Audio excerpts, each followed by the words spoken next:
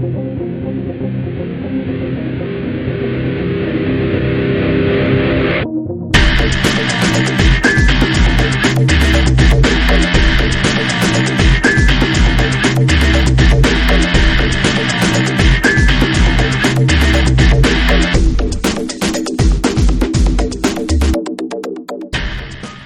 back to Superman and Lois TV Talk. This is our episode 4, season 2, episode 14, World's War Bizarre. My name is Robin.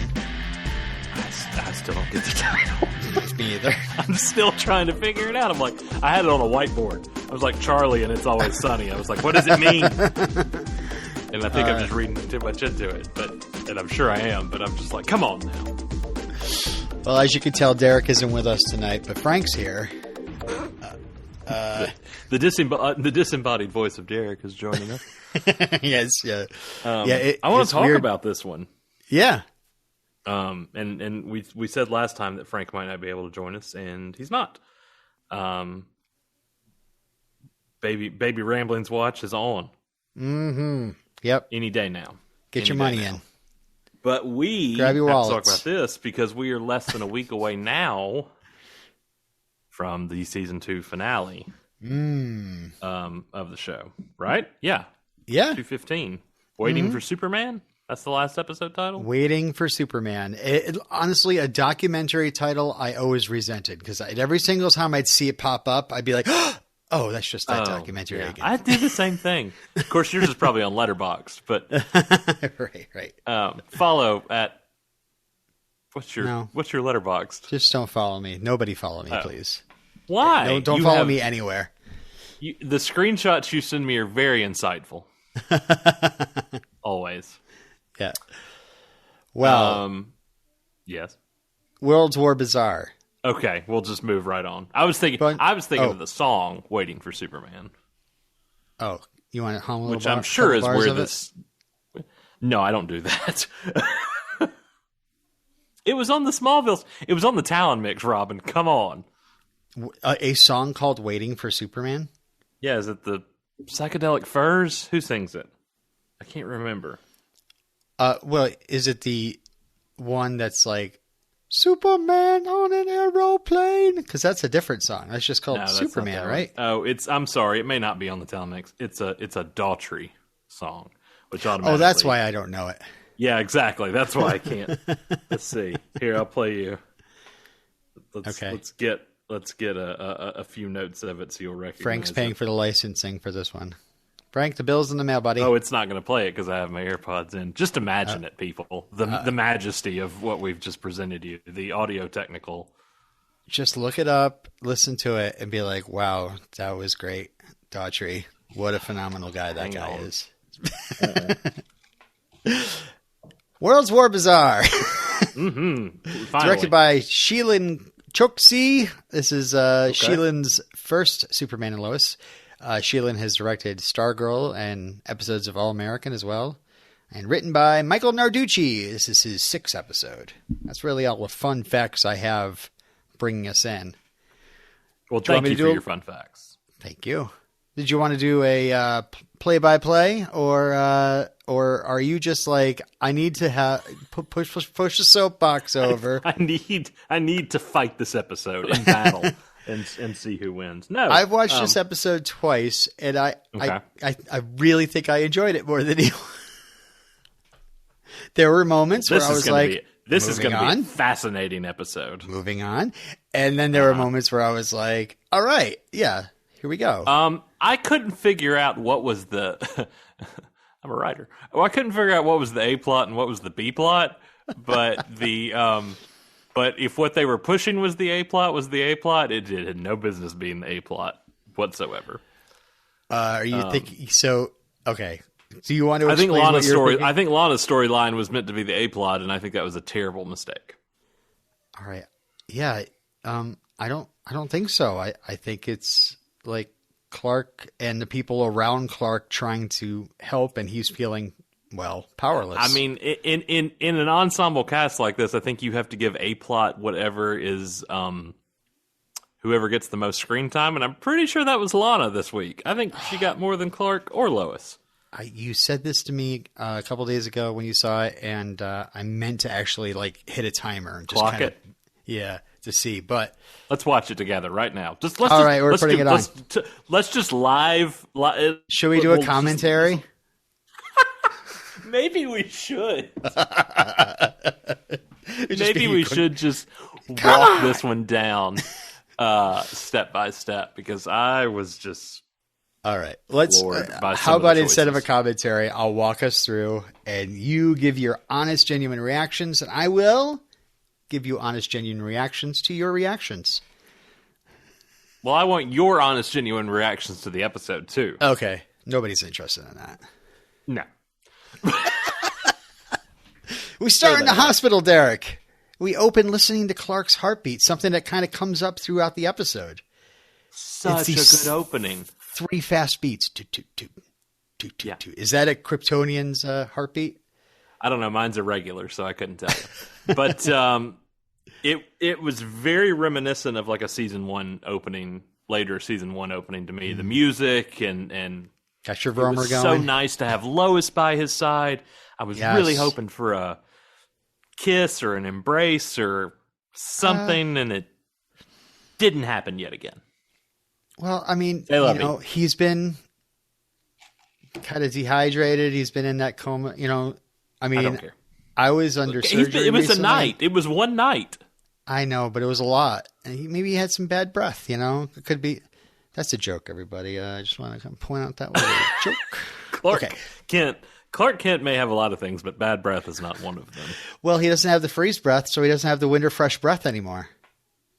Right? He's lost that power, so now Touché. His cells are depreciating within his mouth.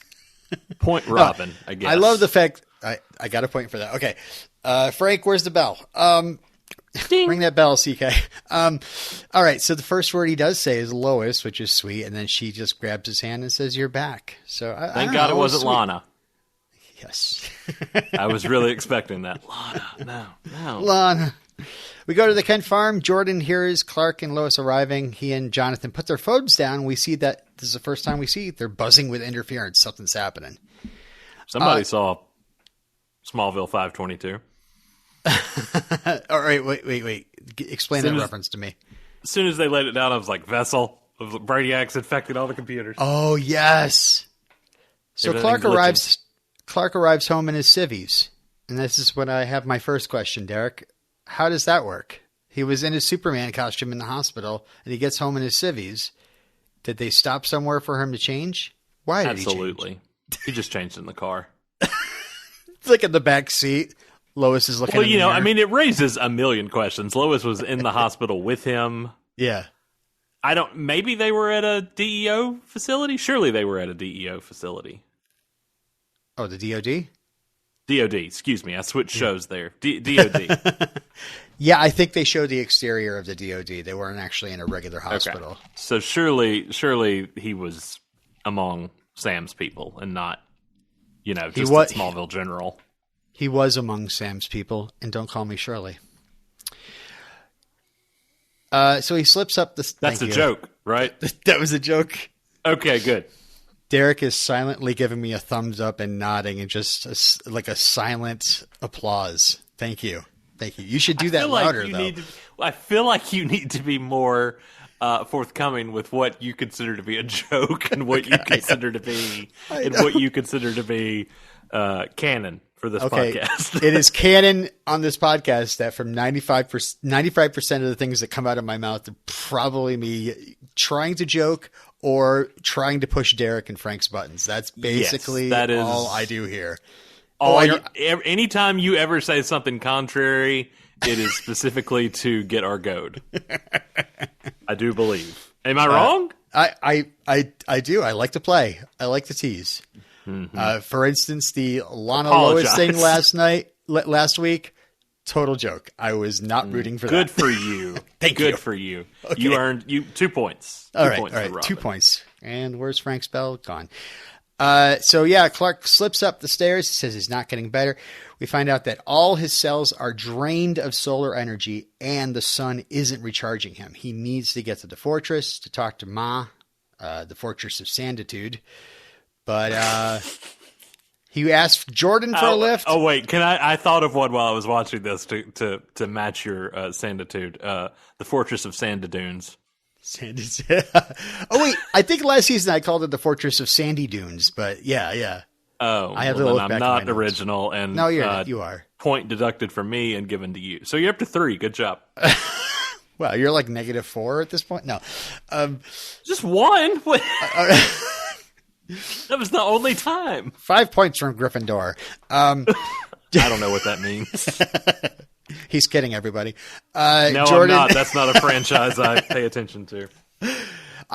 Jordan sets up some imagery here where he's like, he wants to help his dad get to the fortress, but he's worried that he's going to drop him. So just like picturing that. It's the fear I would have if I woke up tomorrow morning and could fly. I would be like, and what happens when I fall? Like that's where my mind goes. So I really appreciated Jordan's interworkings of, I might crash. What if I can't? What if I run out of steam? All these things, that you take for granted, having those abilities. I say you take for granted, like anybody listening to this is, flies. But I really appreciated that he didn't just was like, I can do it and try and then fail miserably. Right. I mean, yeah, it was like in the very last episode that he started to learn the Kessel Run. So yeah, Clark goes to the garage and asks John Henry for a ride. Right. And he also thanks Nat, which is nice. Nat says the world needs Superman. All right. So to the A plot. We go to the Cushing house and Lana is cranky. Sarah is not getting ready. Let me tell you, I've been here before. What are you doing? I need to get to work. Why are you sitting there? You're so cranky, Mom. And then Sophie sees this scary lady on the TV, and it's Ally. The transmission from Bizarro Earth is bleeding over. I was just so happy to see Sophie and know that she is not Ally from the future. Right. Doing all this. That's been the theory in the back of my mind that Sophie has actually been Ally all along. It was Ally all along. It wasn't, but you did get me to sing. 2 points for Robin. All right, there we go. You're climbing the charts tonight. I'm too scared to fly. We go to the Smallville Gazette. Chrissy wants to warn her subscribers, all of her subscribers, about Ally. This is where we get started with the. Shouldn't this be affecting the Earth, not just Smallville? But whatever. We're worried about Chrissy's Gazette subscribers. This is plot point number 1 where I'm like, what are we doing? Why are we listening to Chrissy Beppo of Smallville give Lois Lane the 1-4 on journalism? I just don't, like, if I was Lois, I'd be like, sure, go ahead. Like, who cares? Like, what does it matter at this point? Yeah. We're all going to die. I mean, they don't have the ticking time clock yet, but they know that something's happening. It's commencement up in this mother. Yeah. All right. So we go to the fortress, the Sandy one. And there wasn't much production of John Henry actually being there and meeting Laura, but that was a new thing. No time. No time. And she informs Clark that his cells need to heal. In fact, it's almost like he's baby Clark again, and he's going to need as much time as baby Clark did to get his powers, which they came in at 4. So I guess his I didn't start getting my ability for 4 years. So 4. Okay, that's a lot to process. And of course, John Henry looks at him. That means we have to wait 4 years for you to get your powers. I don't think we have that long. And so John Henry picks Superman up and flies him around the Earth many times to fast forward time. Points deducted. Wiped. You're out. So yeah, it annoyed me that she started to give an explanation, and then her AI started to glitch. Which, okay, I don't think that's really on a cellular network. I don't think AT&T's running Laura, but whatever. Well, there's some sort of electricity or some sort of power source that's being compromised because, Chrissy's laptop went backwards. Yeah. I don't know. But she starts to give an option of what could happen and says, you may die, and that's all we hear. And then it never gets brought up again. And it may get brought up again next Save week. it for next episode. Know. Yeah, I kind of feel like Tal Rose the rub for next week at this point. Clark and Tal Rose merge? No. They don't have counterparts? Well, there's that. Yeah, both their Bizarro selves are dead. Mm-hmm. No, I just figure that's going to be the end of his storyline. He'll sacrifice himself. He's got the abilities still. Right. So he'll sacrifice himself in the end. We can talk about that more in spoilers, though. That's a theory I have. I'm not saying that's going to happen. That's a joke, people. As soon as I heard about Clark losing his powers, I always think, like, just get him in front of the sun. Like, just go fly him out there in front of the sun. He'd charge him up.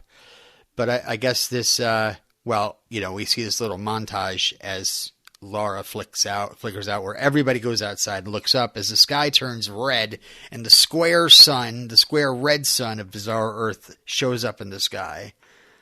Well, usually when we have to fly Superman up to the sun, he still has abilities and is just, if they took him up in space now, he'd die. He'd just die. Yeah, that's right. That's why he's just sitting like a kitten in a sun pool out in front of the farm. Because that's as close as he can get.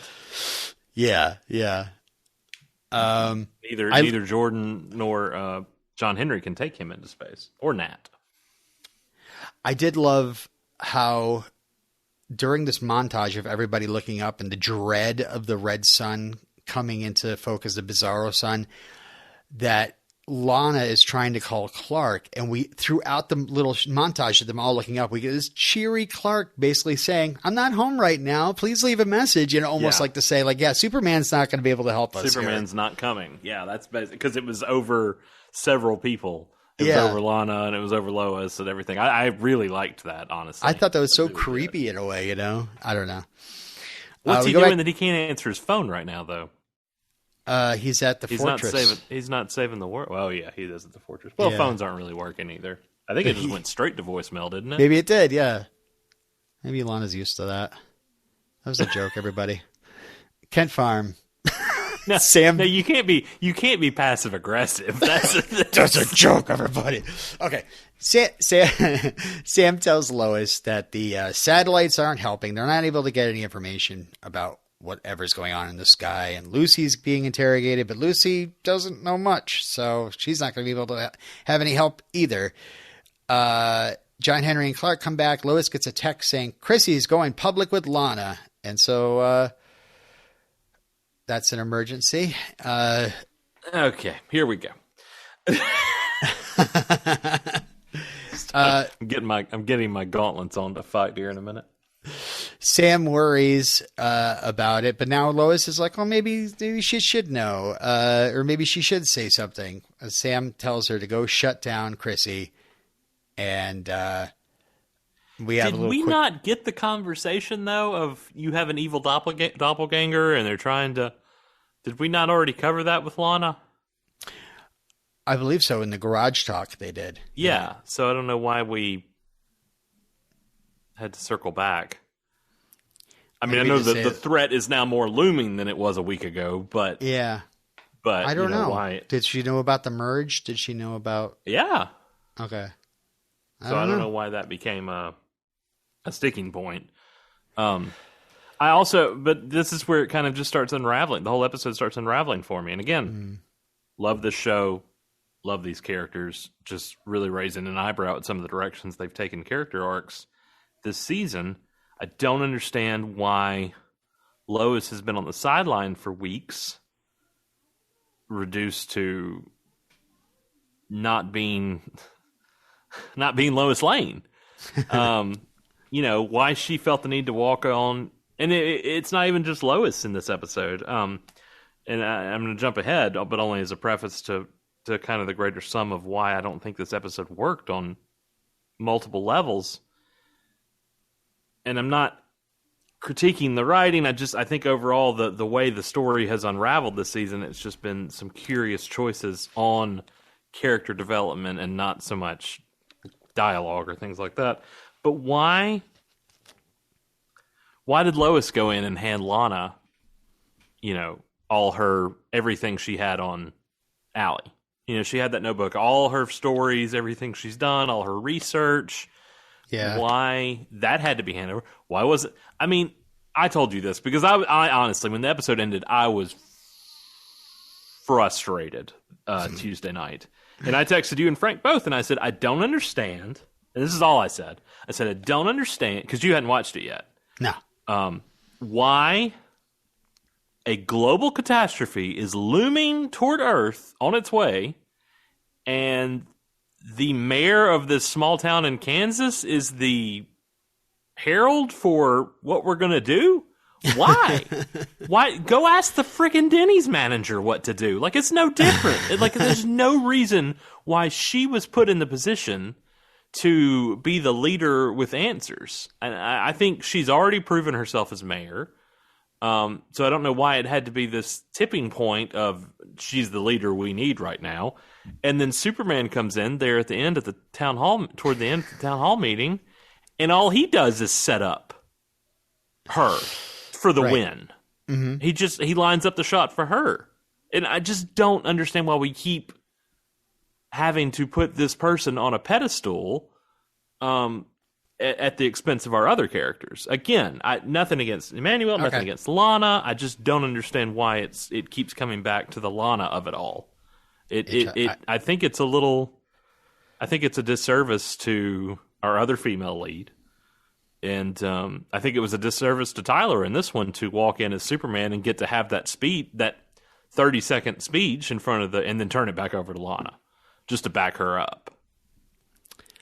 I mean, I feel like counterpoint. I feel like the town was about to turn on Lana. I feel like George Dean was being an absolute jerk. And agreed on all points. Agreed. I agree with you on all points. Clark didn't have much he could even do. Lois told him to go inspire, to go be Superman and help.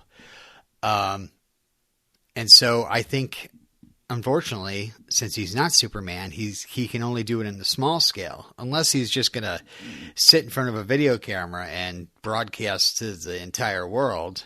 But what could he even say to the entire world, other than be calm? But I just feel like in the most immediate concern, he wanted to help his friend. So he did. The room was turning on Lana. It looked like they were going to all... They were about to turn on her completely. I agree. I don't know, but again, I don't know why it became why he couldn't come in and say, she's right, everybody, and here's what we have to do. Or why Lois, I mean, for that matter, why Lana and why not Lois? You want Lois to be mayor of Smallville? Mayor. There's a mayor. There's a season 3 story I wouldn't mind. No, she's a journalist at heart. But the thing is, I don't know. It just, every bit of it rubbed me the right way. But it all stemmed from. This is the other thing I told you. If another Earth is about to collide with ours, I'm not going to City Hall. Like it made zero sense. It made zero sense for her to be the reason that everybody had to rally around and demand answers from Lana. That was something said early in the episode. They're demanding answers. I'm like, why from her? Because she's the leader. She's the person that should be in contact with higher government, and she's in a 10,000 person town in Kansas. It's nothing. I know, but she has all the numbers, right? Like I don't think she's had time to program them into her phone and or Rolodex yet. Well, if Sarah would get up and get dressed on time, maybe she would have time. I didn't buy a single bit of it. I didn't. I know. It was probably the most. It's the most frustrated I've been with the show in two seasons, and it's been building toward this. I think the treatment of Bitsy and Lois, and how she's just reduced to screaming Superman's name or screaming Clark's name and standing there while things happen around her, and her not getting her hands dirty in the action. For sure. And watching, she needs a lot more to do. I agree. I mean, I wanted to see her pull out a a Bizarro kryptonite gun and shoot, at that was something I thought of today. I thought of that during this episode. I was like, wait, where's that stash of guns that Jonathan had? Did Sam take those all away? I just really was. I was like, is this really what we're doing? Like, we're wasting time sitting in Smallville High Auditorium? I feel like, unfortunately, the show, since it's set in Smallville, is kind of set on a small scale. I think there's I don't find it as much of a Lana problem as more of this is a thing that would affect the entire world. Why exactly? Are we seeing last that? Last season was a Smallville problem. Now, granted, if not contained within Smallville, would have become a greater problem. But this is not a Smallville problem. This is a global event. This actually reminds me of Angel season 4. You never got that I watched far? Angel all the way through, right? But I finished Angel. Yeah, Angel finale. I actually, for all my Whedon hate, I actually really enjoy the Angel series finale. Let's go to work. During Angel season 4, they had like the blood went like red. The moon went red with blood, and all this horrible stuff happened. And all of a sudden, they were like, and this is only happening within this portion of LA. So they didn't have to address. But gosh, you put two suns in the sky. Granville's having the same problems you guys are. I don't know why we're. There should have at least been a newscast people are rioting, and maybe we're gonna extra pressure on Lana to be like, let's not have that happen to Smallville. Let's pull it together. We're gonna hold the DOD accountable. No, you're not. I don't know. I tried to look through it from another point of view, wear another pair of glasses, and I couldn't wrap my head. I mean, I know there's suspension of disbelief when it comes to things like that, but suspension of disbelief only goes so far when your narrative actually flows. And I don't think it was working here for, quite frankly, anyone. Well, that explains why you're wearing Dwayne Wayne from a Different World glasses. I was actually going to question you about that, but since you just explained you tried on some new glasses, now it all makes sense. Anyway, I'm wearing a top hat. Okay, so we go on to... That's a joke. Okay, good. Not the top hat part. Folks, that's all he's wearing. Okay, we go to Victoria Mays, and the Smallville residents are all scoffing at the DOD's cover story on the news about the weather phenomenon.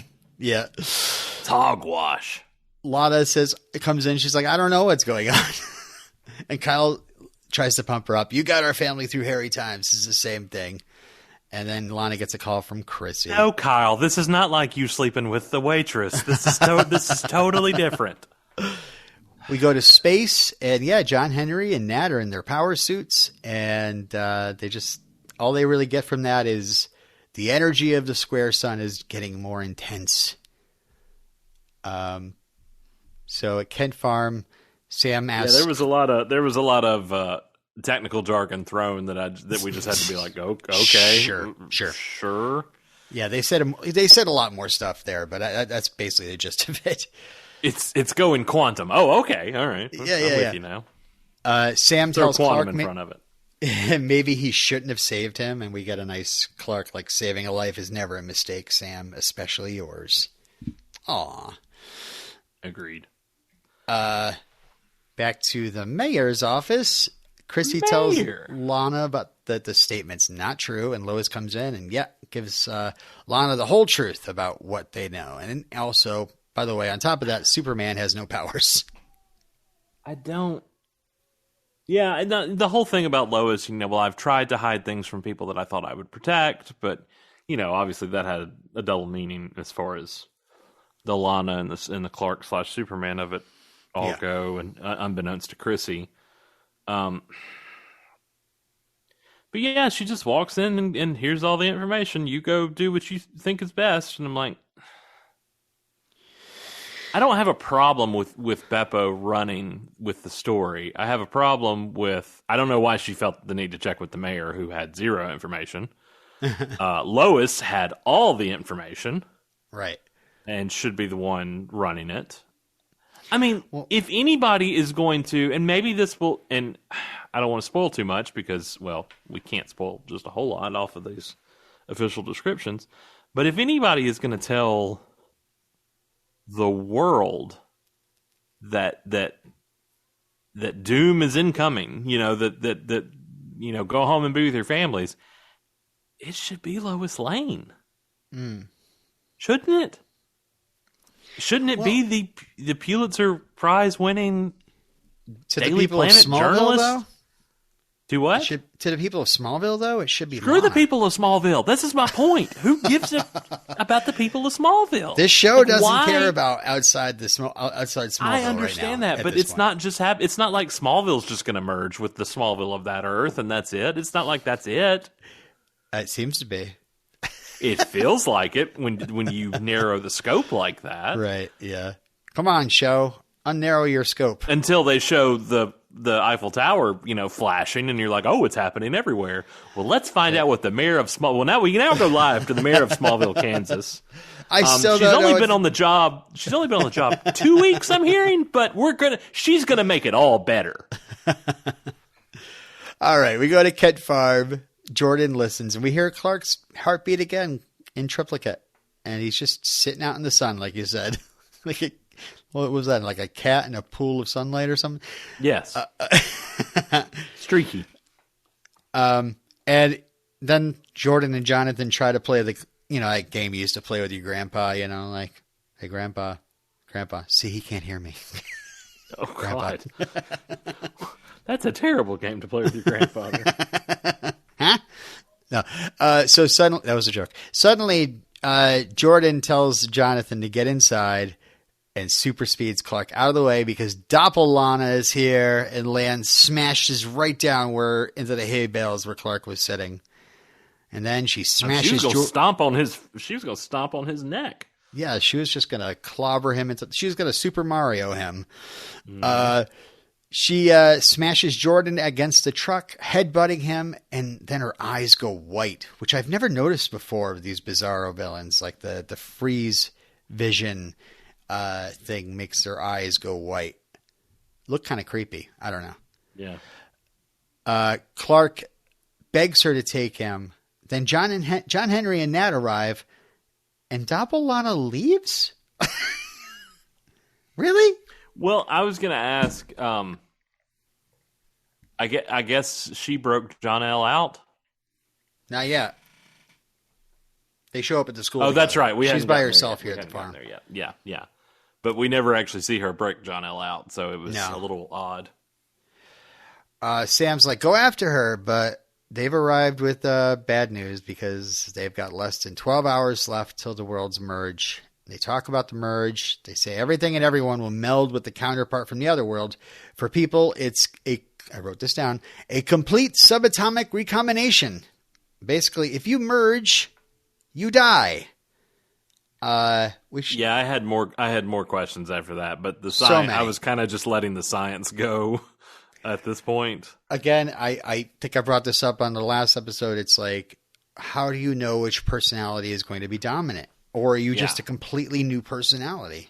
Well, it's that was my thing with both Jonathan and John-El and Clark and Bizarro is neither of them both want, Ally wanted to merge with Ally. Right. And they're pretty much the same person, except Bizarro Ally is in a higher level of power right. On that Earth than amateur Ally, than our Ally. And so they wanted to merge, willfully. So, they just become one shitty person, parasite. Right.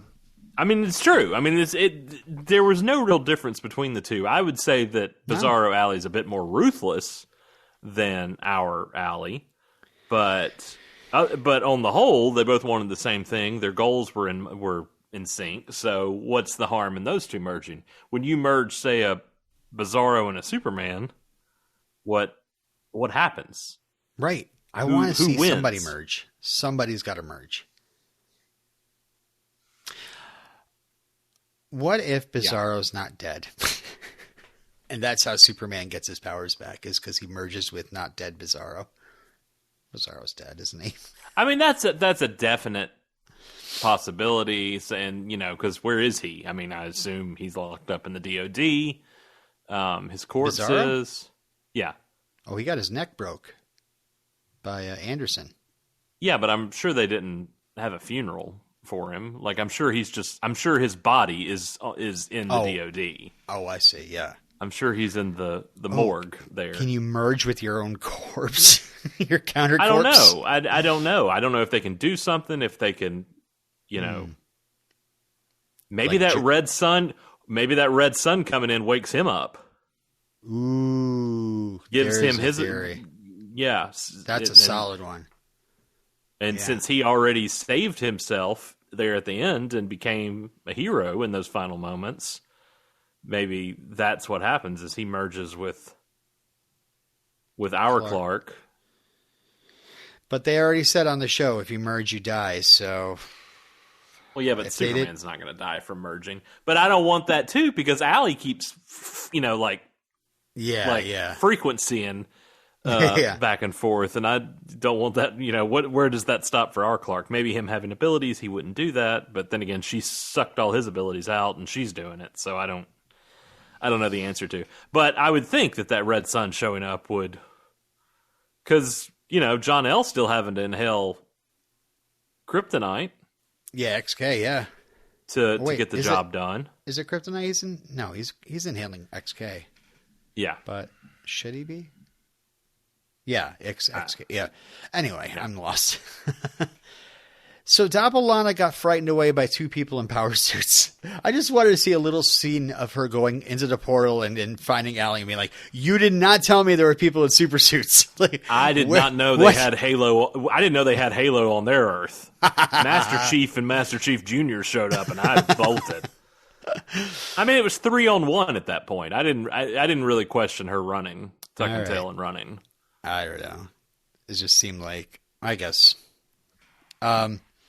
John Henry is urged, since Superman can't do it, to go through the portal because there's an energy signature going to the portal, and they realize that Ally is probably merging the Earths from the void. So John Henry says he's going to go, and he reassures Clark he's got this. They have I guess must be their signature fist bump now. They got this. They got another fist bump in, and then Sam says, "Godspeed, you two," which is nice. Back at the mayor's office, Kyle plot A. Kyle and Lana talk about how she has knowledge she doesn't know what to do with. Tell the truth or not. And Kyle says it's hard to know what to do with the truth. Let's talk more about the Kyle and Lana relationship because that's what we have time for right now.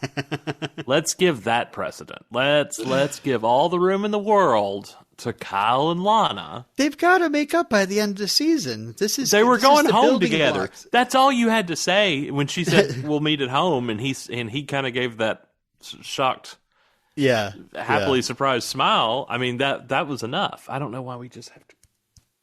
All right, we're going to skip through that scene. Kent Farm. Back to Kent Farm. Jordan does nothing for the episode, so yes, let's skip right through it.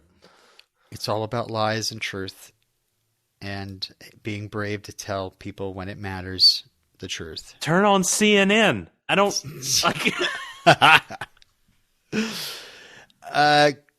We have this nice moment with Clark and Lois. He's really frustrated. He's without powers. Lois tells him his real power is hope, inspiring people. And she says, the world needs you. You're Superman. Be Superman. One of the better scenes in the whole episode, honestly. Mm-hmm. Yeah. Yeah, it was nice. I honestly thought that he was going to, talk to the world or something, but he goes to the gymnasium where Lana tells the citizens of Smallville the entire kooky truth about what's going on. It sounds crazy the way she's talking about yes, of course they're laughing at her. Yeah. Again, why is the mayor of the small town giving the information? And why did that not stop when Superman walked in the room and said, what he said, when she told him he didn't have powers, and then he walked in and shut every one of them up, including George Dean, and I loved that look on George Dean's face. It made me so freaking happy. But oh god, no, wait, I'm just when Superman's like, Lana's right, they should listen to her. Then he says, quote, "I know she is here for you, not to serve her own interests," and kind of looks at Dean, who like shrinks in his seat. He's about 2 inches tall, which I loved. But that should have been his moment.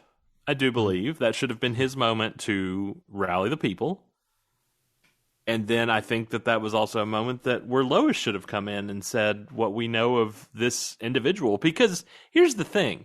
Even still, with Lana giving this information out, there's still no specifics. It's still, there's another world out there like ours, and it's trying to merge with ours. Like, you could, why can't we talk about Ally Allston and... Like, why can't we paint the vivid picture of what is actually... If we're really going to have to dilute this down to a small-town level and share it with the residents of what's happening, then I don't understand why we couldn't just... There are immigrants at the border. They're coming to take your jobs and your guns. That would have worked, right? They took our jobs. That was a joke. That was a joke. I just don't. Why couldn't it have been Superman and Lois and Lana up there together at the very least, sharing this information? Why could not have been Superman coming in saying, "I know what you people are capable of." She's telling the truth, and I know what you people are capable of, and it's this time where you all need to band together. And then Lois comes in and says, "This woman's name is Ally Allston. She led a cult, and the DOD is." Working through plans, but I just think that's too much. I think that it. Okay, listen. If we do this again in the finale, I'll take too much over not enough. Yeah, but I really think what the citizens of Smallville needed to hear was, "There's nothing we can do right now. We're working on it. Please go home and be with your families, and don't go into some sort Lana's going to go send some faxes, and we're going to make it all better." And Superman was there to back her up. I think, I don't know, it worked for me. Again, if it turns out next episode we're sitting in a gymnasium with Lana and the citizens of Smallville yet again, still staying as small scale, I think I'd be more annoyed. But I think this had to be Lana's moment of rallying the citizens and being mayor. I mean, this is like her arc this season, right? Getting her stuff together, being the woman that she's not Kyle's wife anymore. And I do want to say, I'm not negating the importance of Lana as mayor or as a woman in that position or trying to downsize her at all. No. I don't think that's what needs to be done. I just think that lifting her up while also putting down our other female characters they've done I think it does a disservice to Lana as well as Lois and others. I think it's problematic to show Lois's hard work literally be handed off to somebody else for her praise and credit, because that's what she got when Superman came in. It was a pat on the back for her and a win for her. And it's like, anyway, the problem is this episode turned Bizarro Earth into a Lana story. It's not.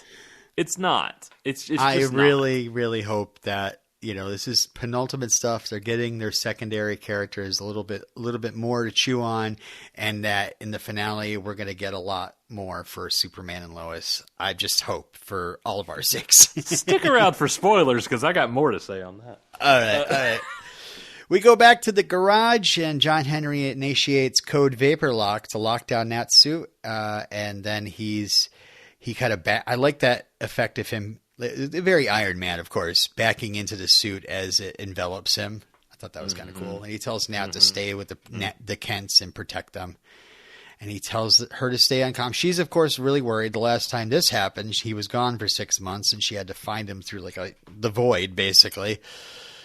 And then he says, "We're a team, Bug. We always will be." And then as he's flying through the portal, before his comms go out, he tells her that he loves her, which I was just like, oh God, that's good. That's good stuff. I have daughters, so. I Outside the school, Kyle gives Lana some congratulations for a job well done. Lana tells him to take the girls and meet her at home. And Kyle's like, all right. All right, maybe he's more like... All right. He's more like, awesome. She enters the school as Doppelana and John L. Land. And yeah, this is just like... well, I guess last season we saw like Morgan Edge breaking his little... who we still haven't seen this season. his sidekick out. All right, so in the void, John Henry is protected by the XK in his suit. He has a little bit of an impact going through and knocks him around, but then he's good again, and then he impact in 5 seconds. Impact, then he blasts off collision, to whatever they said. In the school hallway, Jordan apologizes to Sarah for not telling her the whole truth. She says she can handle it, and Lana comes storming in, and Jordan kind of just like shakes his head at her, like I didn't say anything, you know. Yeah. But that whole situation is stopped because now Doppelana appears, and Sarah's like, "What?" And then Jordan puts his red eyes on and tells her to run, which again is very just blows Sarah's mind. I think like. My boyfriend's eyes just went red, and he's fighting my mom. She tells Lana, she's like, you didn't even flinch when his eyes went like that. I was like, you weren't even looking at her when his eyes went like that. How do you know what she did? Jordan flies at Doppelana, and we start getting a fight between the two. I do have some quotes from Mr. Alex Garfin. He did some interviews this week. He did most of his own stunts for this one, I do believe. Did he not? Yeah. He says he's been training for like a year and a half. And he got set up one of his mentors, Kirk Jocks, who is this incredible fight trainer that actually trained Tom Welling, which I thought was cool. Nice. He's like, it's interesting because if you think about it, that would mean our fighting styles are actually quite similar. And you can see that in the show. It's a little bit of an Easter egg. So, Derek, are Alex and Tom's fighting styles anyway similar? I don't know. It's too soon to tell. I don't know. I watched this one time, and I watched Smallville 400 times. So I can't he also mentions the original plan was for Sarah to be the one that finds out first before Lana. So, which is something we've said on the show many times that we could see that happening.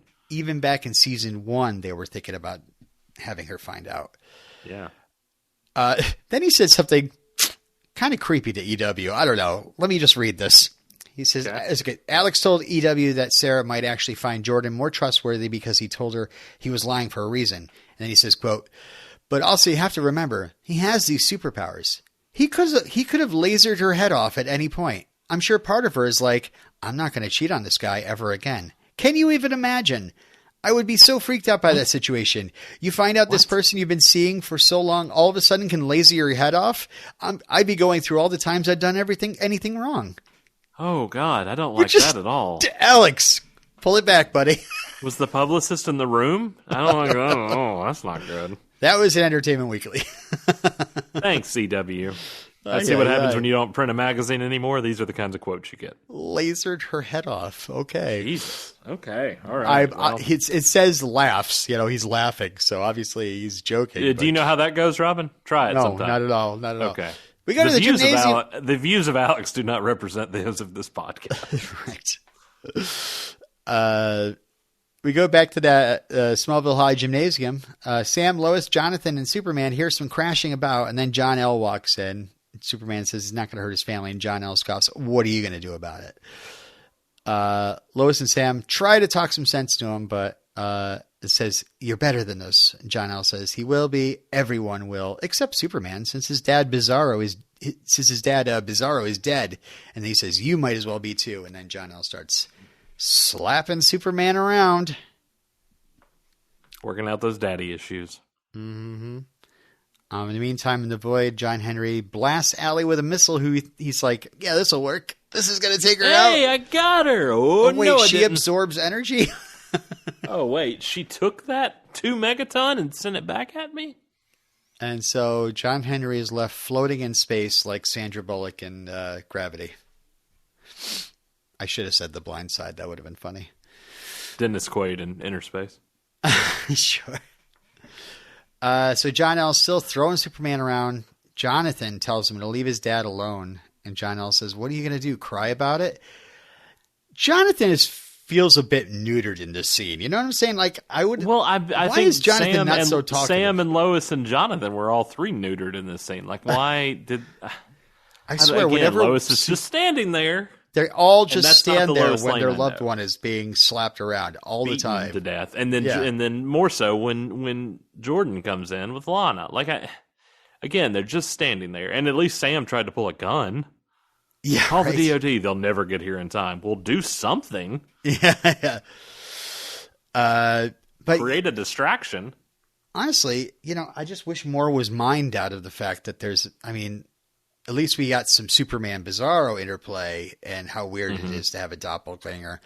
But John, I've been wanting like a Jonathan and John L, or even a Lana and Doppel-Lana interaction more than just like Jonathan, wherever he sees the last couple times he's seen John L, he's usually just kind of standing there shocked, not really saying much. Right. And maybe that's just the fact of filming a scene like that with two roles in one scene. I also don't understand why Doppel-Lana. Thank you for using her correct name. Lana Rowe is what they keep referring to her as, and that's like, wrong. Yeah, I guess. Why is she still talking backward? Everybody else is honed in on speaking correctly, and she's still new kid in town, throwing out the reverse backwards. Mm-hmm. There's something else too that she said backwards. Jordan hears Lois scream. He bulldozes into Doppel-Lana. They do a little bit of Scooby-Doo through the hallway, back and forth between the classrooms, finally landing in the gymnasium. John L. tosses Superman aside. Scooby-Doo. Right? Doppel-Lana tries to blast Jordan, but he points her head at John L., which I thought was great. This last minute, like, whoa! Yeah. But I mean, if you're going to go ahead, I mean, I hate to go all Alex Garfin on this, but if you're going to go ahead and turn her head for the thing, just keep turning it. Just keep going. And then he'd be on his knees screaming. Take care of that issue. Yeah, but Lois is there, so it's fine. Yeah, she's from Bizarro Earth. Doesn't count. Murder doesn't count. I'm kidding. Yeah. That's a joke. Superman. She's trying to kill you.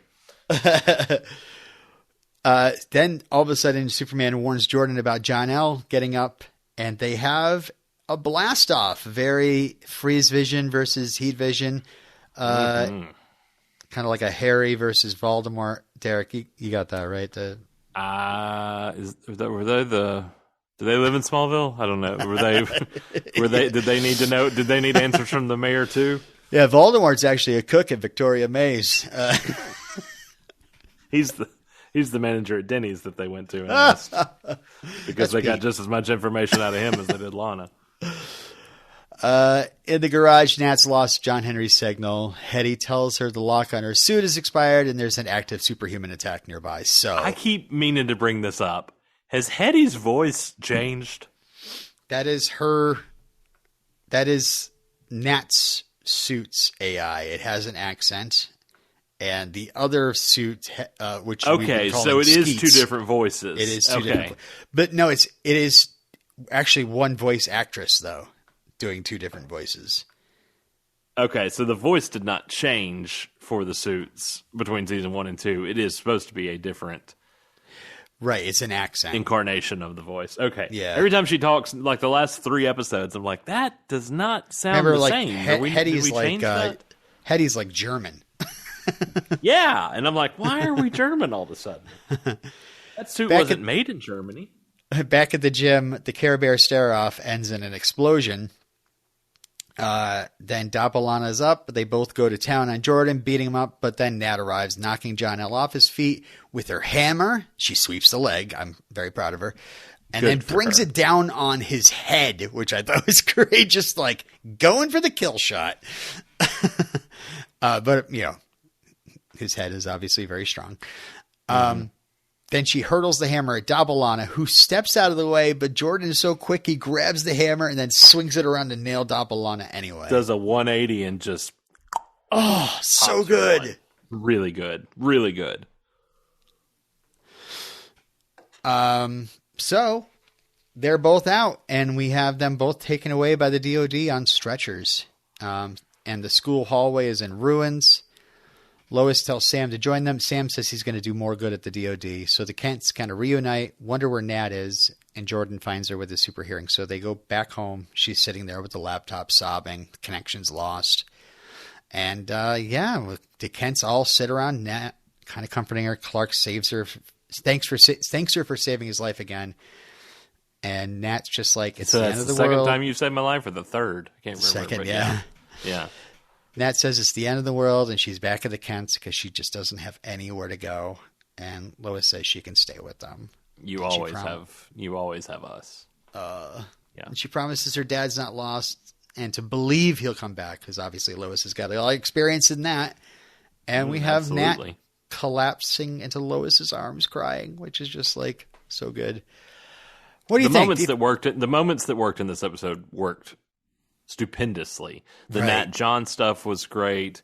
The little bit of Lois and Clark we got, and I do mean the breadcrumbs of Lois and Clark that we got were. It was that one thing at the beginning, and then that one scene of your Superman, be Superman, like that was it. And it's just like, part of him being Superman is you being Lois Lane. To me. What's this show called again? Yeah, Superman Lana. So I hope for more in the finale, but I saw the pictures. All right, we'll talk about it in spoilers. I'm going to. My hope dwindles. We go to the Cushings. Sarah is figuring it all out as they pull up. Lana knows everything. She wouldn't have broke up with Jordan if he could have told her what was going on. Sarah storms into the house. Kyle totally confuses Lana's like, I'm going to handle this. She tells Sarah Kyle, you don't really need to know that Clark is Superman right now. What? Nothing. Right. Just yeah. Stay in the garage. Yeah. Make some pancakes in there. I don't know what you're doing. Stay here and play the guitar in the garage. Go fire up the grill. Yeah. The sun's out. Lana tells Sarah to promise not to say anything about the secret to anyone. And Sarah is just like confused. It seems like there's a deeper conversation about to happen, but then all of a sudden reality starts flickering around them. And we see in the sky, the round sun and the square sun get closer. Luke Skywalker steps out in the dunes and looks up at them. A Smallville grain and feed truck turns into a Smallville glue and glass truck. The Smallville Gazette starts turning into Lois Lane's Deadline Smallville Daily, and Chrissy's laptop turns to a green iMac. What am I at the Torch? Mm-hmm. Meanwhile, I was surprised that all those people that worked at that version, the Bizarro version of the Gazette, didn't start flickering in there because where's Jimmy Olsen? Where's Jimmy? Or what's her name? Who I always love when she guests on this show. She worked the camera for Lois. Yeah, Lois's best friend. At the Cushing house, we see a regular Smallville Crows mug turn into a boxy Smallville Rats mug. And strangely, Kyle has disappeared. Yes.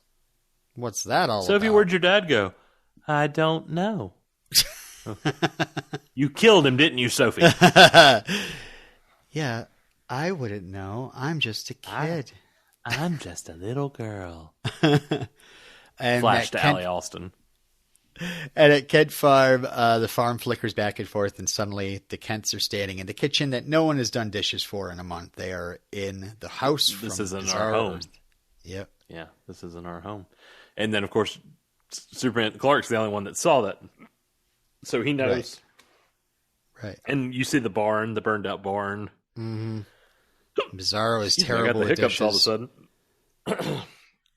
You see the burned out barn flicker, and yeah, the cat didn't show up. But aw, where's Crypto? Cats aren't interdimensional. Streaky. Didn't make it. Ooh, what would happen if pets merged? I don't know. You get a litter. This is Derek Russell for Superman TV Talk saying, see, I even forgot the Lois. I did the same thing the show did. This is Derek Russell for Superman Lois TV Talk, reminding you to have your pets spayed and neutered. Last scene is in space. As the round Earth and the square Earth grow closer, we see a close-up of Ally smiling. All is going to plan. And that's it for this episode. She had very little to do in this episode. Yeah, she's like, so I'm just stuck out in space? So I'll just smile. There's very little for my character, and you're giving all this to Lana? I hope her... I hate to say this, but I hope her death is very satisfying. Because I need it to be. She disappeared from the Obi-Wan Kenobi show, too, which was weird. Yeah. So that's it. That's it. I think you liked it more than I did. I did. In talking with Frank, I think he shared some of my... I won't speak for him fully because he didn't hear this episode yet, but I think he shared some of my qualms with the way things were handled. Honestly, had it not been for the whole we need to lean on the mayor aspect, I would have liked the episode a lot better because I thought the other facets worked. I think if it was just kind of more stopped. Global, it would have been better. Well, if it's just like if Chrissy is so determined, if we have to school Lois on journalism, take all Lois's work away from her, let Lana have the high. Like, I just don't understand why it can't be Lois talking to people. I don't. Right. I mean, okay. You live in Smallville. I Picture do. it. Okay, Smallville, I'm here. 2022. I'm in Smallville. Yeah. Yes. Lois Lane lives in Smallville. Mm-hmm. Did you know that? I mean, I might have noticed her while sitting in Victoria. She lives out on that farm that was owned by the woman that turned into a bench. And and she is the most famous reporter of all time. Mm-hmm. I mean, she took, I mean, you know, Woodward and Bernstein who? Like, seriously, like it's not even a question. Lois spent the night with Superman. I mean, she got the first exclusive. It's regular Geraldo Rivera. Oh yeah, she opened Lex's thing and found nothing. Jimmy Hoffa joke. So let's say you've got Lois in your town, living in your town. Okay, and then you've got the mayor that's been on the job 2, 3, 4 weeks, right? Total. And your Lois's father is the interim director of the DOD. Right. Who are you going to listen to? Who do you want to go for information? I would probably go to the journalist because I would know that I don't trust the government. So I would appreciate a unbiased journalist. As opposed to democracy dies in the darkness, Derek. I don't know. That is absolutely 100%, 1,000% correct. So now, do I go to the mayor, the general, the DOD, or you're Chrissy Beppo, and you were the editor of the Smallville. Yeah, nice, okay. Bob, and you're the. You can call me Bob. Chrissy Beppo. Yes, Bob Beppo. You're the ipso facto. I mean, you're the editor of the Smallville Gazette. You're all there is of the Smallville Gazette, except for Lois. And the woman who knows everything about Ally Allston and her inner workings, and had a sister who was duped into her cult. Who was duped into her cult, and all these other things, and we're really going to we're going to one up Lois and go to Lana without her, and then it just doesn't make sense from a narrative standpoint. It doesn't. I don't know, man. They dropped the ball, I guess. I don't know. I mean, yeah, you're convinced? You're on team me? You're on my side? I'm on team Lois every time. So thank you. I'm on team Lois. Okay. So I appreciate you being on our team. I just have this hope that, the way shows are written, you have to give your people things to do. And, I'm hoping that perhaps the person who gets second billing is getting treated like this week after week after week. I'm just hoping they'll get their time to shine in the last episode, and will make us all feel better about going into Well, wait till what I have to tell you in spoilers. All right. Well, can I just I'm dying to get to hear what you're talking about. Why don't I do some plugs and Air plugs. We'll go to spoilers. Okay. So folks, if you want to get in contact with us, we're out there on the web at www.supermantvtalk.com. You can email us your thoughts, supermantvtalk@gmail.com. You can follow us on social media. You can tweet at us at supermantvtalk. You can follow us on Instagram. We're at Starkville House of L. Subscribe to us on your favorite podcatcher. You know, if you're on Apple Podcasts, though, would love to have your review. If it's a nice one. We like kind reviews. Okay? 5 stars. And if you don't like something, just email us. Yeah. What's the secret word for this week? That way we know everybody who left a review for us this week. Lana. Lana. How do you know that didn't come from like Smallville season 5? All right. Finally, we want to shout out to Craig. Craig, do great work. Krypton Site, K-Site TV. Follow him at Superman Lois TV. Superman Lois TV on Twitter. And Frank. Oh, sorry, you're not done. Yeah, you can follow Frank's child that's coming at Baby Ramblings. That's I was just going to say, Frank, Mrs. Ramblings, we wish you all the best in the coming days. Yeah, good luck. I think tomorrow's the due date. Awesome. We going? So, yeah. All right. Pick them up. Let's go.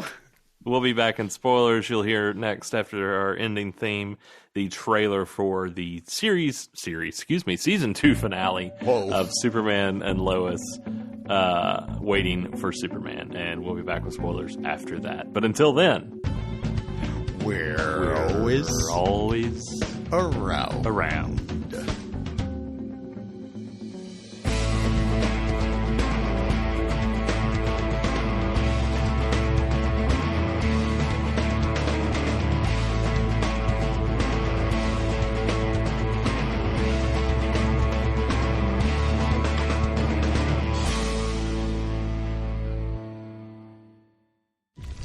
Stay home, be with your loved ones, and pray for a miracle. What matters is that we're all together. Don't go losing hope yet. There's still one person who could stop her. Me. Superman and Lois, season finale next Tuesday at 8/7 Central, only on the CW. Well, that was the audio for the trailer for the June 28th, I believe, episode of Superman and Lois, entitled Waiting for Superman, as we've mentioned previously throughout this episode. It is the season finale, the season 2 finale of our beloved little show here, and we're excited to see what happens because we do know some elements will be culminating that could prove very interesting, as well as finding out what our big bad for season 3 is going to be. Before we read the official description, which is, I think, just one sentence and extremely vague, is it not? Do you have it there in front of you? You want me just to read it? Go ahead. It won't take but a second. Yeah, right. Chrissy Beppo, with the authorization of the Department of Defense, has a message for the people of Smallville. Not only is the merging of planets real, it is happening. So the Department. So you didn't watch last week's episode, or what? Like we're way, to quote John Mulaney, we're well past that. So there's official images for this episode. The majority of them, I'd say, I think there's 12 or 13. I would say almost all of them, maybe 10 of them, seem to be from the aftermath of the saving of the day, I guess. Everybody's celebrating. There seem to be like banners up on Smallville Main Street. I don't know. I guess that's downtown. I mean, yeah, that's downtown Smallville. Yeah, that's Smallville. It's just a street, but yes, we were there. Yeah, almost a year ago. But Clark and Lana are embracing. They're all smiles. Everybody seems happy. There's kids wearing Superman shirts. Yes, I said Clark and Lana. I did not say Clark and Lois, because of all the festivities going on, Lois is nowhere to be seen. And we do see a couple shots of Jordan and Sarah getting to talk, so we'll find out what all she's going to learn, I assume, because we've didn't really scratch the surface on her realization of Jordan there at the end of the last episode, whether or not Clark, if she knows Clark is Superman, if she's put all that together yet. There's more there. Is she worried about Jordan lasering her head off? I sure hope not, but if she read that Entertainment Weekly article, good God, man. If you had told me, like, that's just weird. But anyway. You still there? Yeah, I'm here. Okay. SIRI took over. Anytime I say SERIES. Oh, yeah, gotcha. She shows up.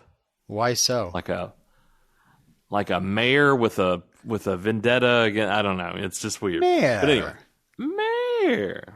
I'm gonna clean up this town. Good. You can start by telling the people that it's just affecting us and not the rest of the world. Edit.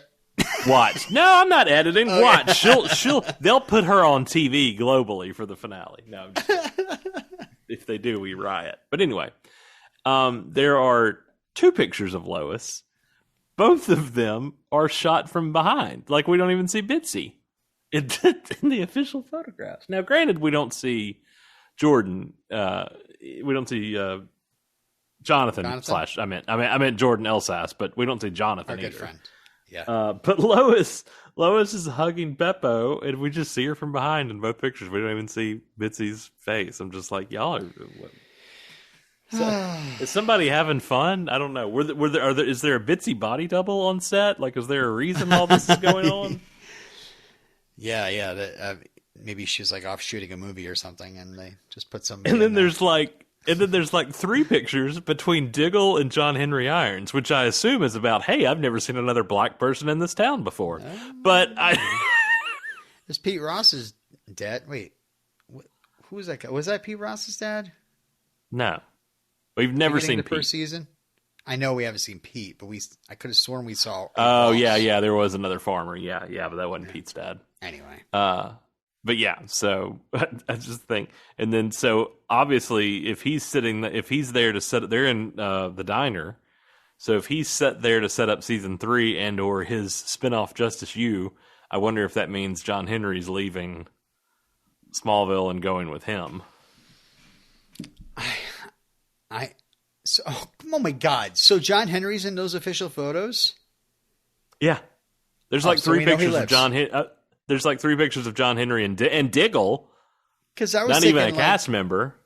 I was thinking like, oh man, maybe this like tearful scene with Nat and the Kents means that Nat will be staying with the Kents. No, everything.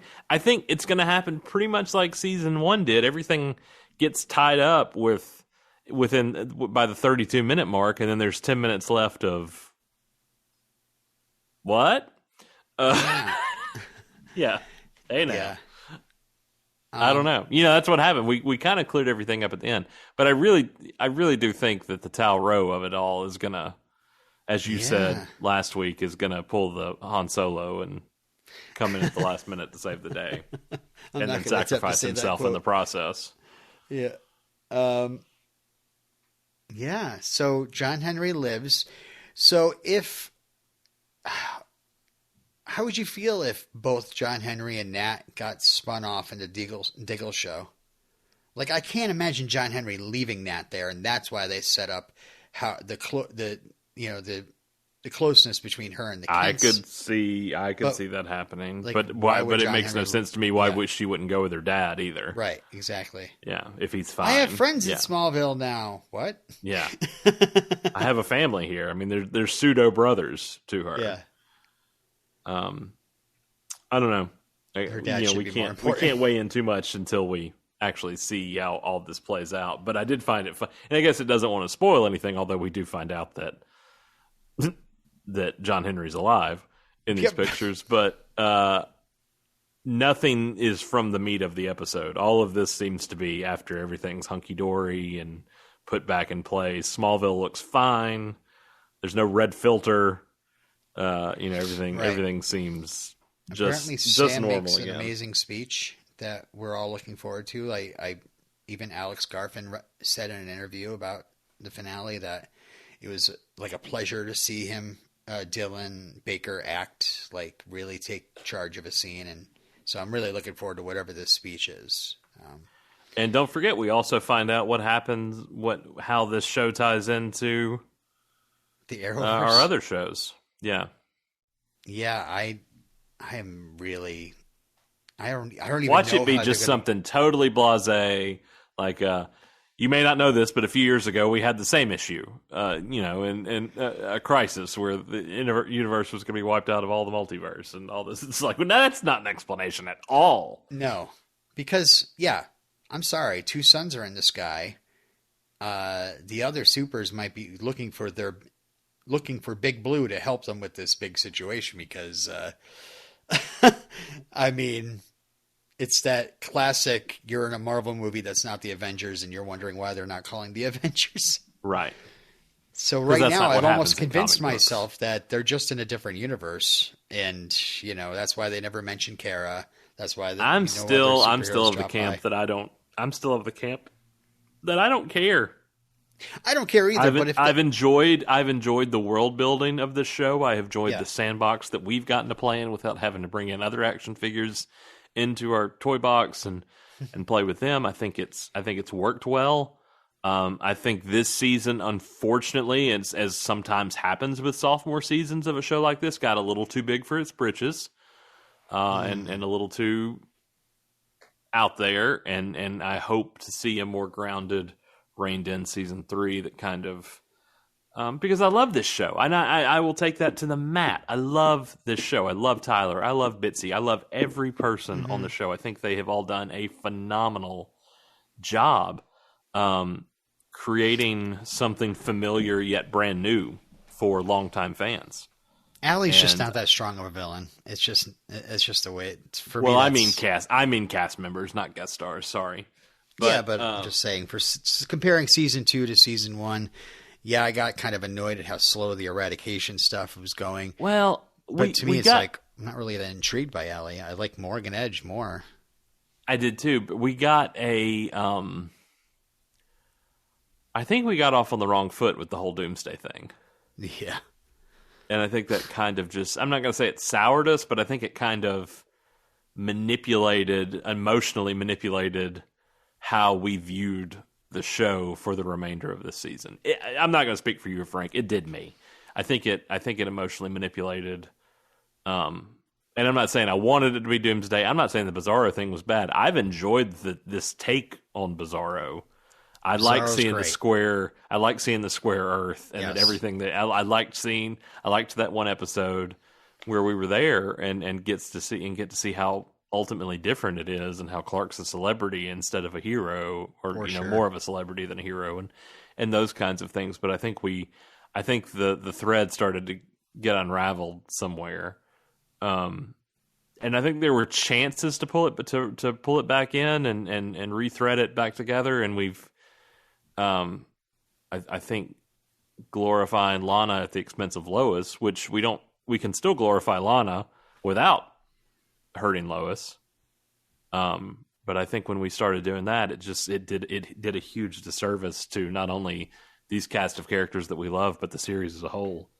So I'm pleasant. I mean, I'm very hopeful for the season finale. I can't wait to see how they tie this up, because we have been invested in this for honestly what feels like so much longer than season 1 because of all these godforsaken breaks. And that's another thing that did the show a disservice was the COVID of it all, and all these multiple breaks that didn't, we would wait weeks for an episode, and then we'd get an episode and be like, but that would have been better had we just watched that one last week. Not 6 weeks ago. So not all of it is, it's not a fault necessarily. It's just the way of the world right now. But I hope season 3 is a little bit more linear and I don't know. I want to see everybody get their moment to shine, and not placing some characters over others at the sake of losing interest for our core 4, which is the Kent family, which is what this show is based around. I think if you want some peak Superman and Lois, you got to give them both a great enemy. And that enemy is Lex Luthor. Amen. Let's do it. I could not agree more, because Bitsy and Crier scenes, holy hell. Do it. Just give us Lex Luthor. That's another thing about the whole the TV Guide thing we were talking about last week, and I'm not going to read that all again. If you want to hear what we had to say, you can go back and listen to the spoilers from last week's episode. But it said that Diggle's appearance kind of sets up more of our season 3 villain, but he's sitting in a diner with John Henry. So I'm so they'll start bringing in still villains for season 3. Still villains? Steel villains. Oh, steel villains. Gotcha. Yes. Steel villains. Who does What did I say? Steel Steel. It sounded like still. Sorry.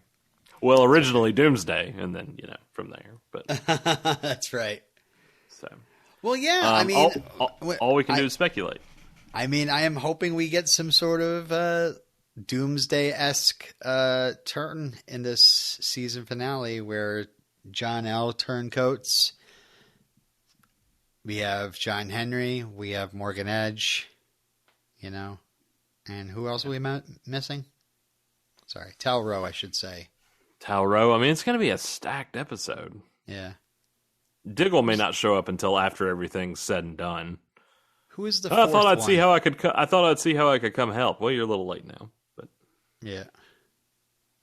Who was the fourth one in the 4 people that took on Superman's job in the comics? Because I was thinking the John Eradicator, Superboy, Steel, and Cyborg Superman. There's nowhere we're gonna get Cyborg, which is really Superman. where I thought we were going with Anderson, but I was dead wrong on that one. That would have been great. Dead wrong. All right, I think we've exhausted this, and I'm actually kind of sad that we were so on the ball on recording an episode, because now it's usually like, oh, tomorrow the episode's on. I know. Now it's like a week away. And I do apologize. We got a really nice email from. I want to say his name because I want to give him proper. Chad emailed us. Hey, Chad.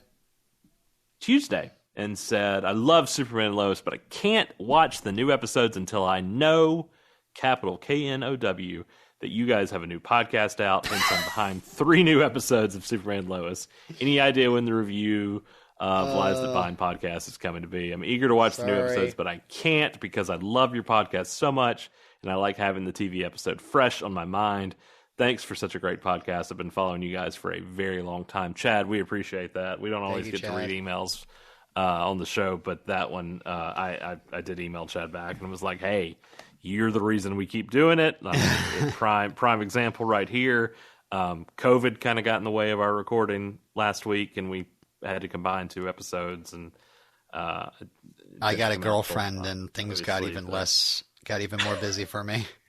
Didn't even get around to getting the episode out until Frank's pregnant. Superman Lois aired. Yeah. Also, shout out to Texas Jeff. Texas Jeff also is somebody who tweeted us and was like eagerly awaiting our podcast. So hope you liked it. We will we'll have this out in plenty of time for the season finale for you guys. We love you all. We like talking about Superman. We've obviously been doing it for 17 years now. Well, you've been doing it for 17 years. Shit. A good portion of those years I was just talking to my iPod as you were talking. Yeah. So 17 years we've been podcasting about Superman at this point, which is just, I mean, we just had our 17th anniversary here in the last few weeks, which is crazy to think about how long we've been doing this. But we do it because we enjoy talking about it. We love these characters, and we like seeing them treated fairly and getting the due they deserve, whether it's on the big screen or the small screen. I do believe in Superman, and we will be waiting for Superman and Lois to return on Tuesday. Until then, we will see you next time. Up, and away! I don't know.